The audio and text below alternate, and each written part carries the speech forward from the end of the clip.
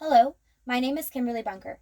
I am a graduate student at Grand Canyon University and also a fifth grade teacher in the Auburn School District. Today I will be talking with you about reading and writing and offering some suggestions for strategies and resources aimed at supporting struggling students. Let's start with a brief reminder of the 5 components of reading. The first component is phonics, or the understanding that written symbols, or what we call letters, match sounds. Phonemic awareness, another element of reading, is the understanding that spoken words are composed from sounds or phonemes. Vocabulary is the bank of words a person is familiar with, both written and spoken. The component of fluency is one's ability to read accurately with speed and expression. The last major component of reading is comprehension, or the ability to make meaning from a text. Writing and reading are very closely connected. Phonics is connected with writing in that phonics is the understanding that letters have sounds, and so when you write them, you are able to get words. Phonemic awareness enables writers to sound out words to spell them correctly. A person's vocabulary makes it easier for a writer to capture their thoughts and feelings with the words that they know. A reader's ability to read fluently with expression and speed better enables writers to capture what they want with expression. Comprehension, or understanding the meaning of a text, is a critical skill for writers because writers need to be sure that what they have written makes sense. Exposure to written work through reading provides models for writers, and research has shown that writing instruction has a positive correlation to reading ability as well. Thus, reading and writing are interconnected aspects of literacy. There are many strategies for practicing the 5 components of reading. One strategy for practicing phonics is to have students match picture cards with letters to make sure that they understand the sounds in the words. Phonemic awareness can be built through segmentation. A reader can tap out the sounds of a word or place a counter under the written sound as it is said. A strategy to build vocabulary is to expose readers to words through a variety of contexts.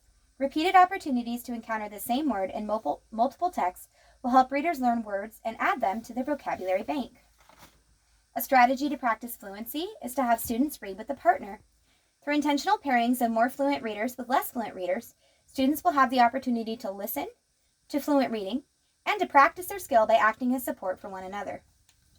Graphic organizers can help focus readers' attention on relationships between different concepts in a text, or narrow down the focus to identify the central idea of a text. A strategy for helping students write is to use a color coding system where each element of a writing piece is assigned a different color. By using these colors in the pre-writing and drafting process, students will be able to make sure they have included all of the components in their writing. Consistent assessment and progress monitoring are critical aspects for the learning process. Assessment should be used as a tool to understand what students can do and where they struggle, and determine what possible interventions for students. Progress monitoring is imperative to determine whether the instruction or intervention a student is receiving is effective. One strategy to monitor student progress is through the use of pre- and post-assessments.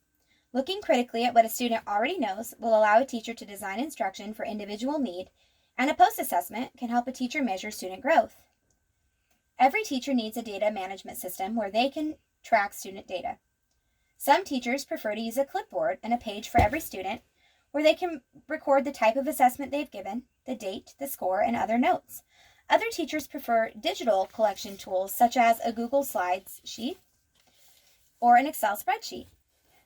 Whatever your collection tool of choice, it's critical to carefully record assessment data so we don't lose sight of student need and their growth.